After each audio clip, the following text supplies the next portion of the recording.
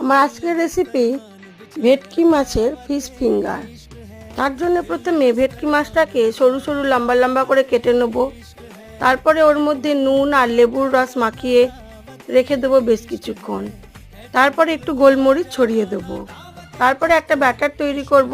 ব্যাটারের মধ্যে নেব অনেকটা পরিমাণ ময়দা, একটা ডিম, আদা, রসুন আর ধনেপাতা পুদিনা পাতা বাটা আর কাঁচা লঙ্কা বাটা, আর দেবো একটু গোলমরিচের গুঁড়ো আর খাবার সোডা।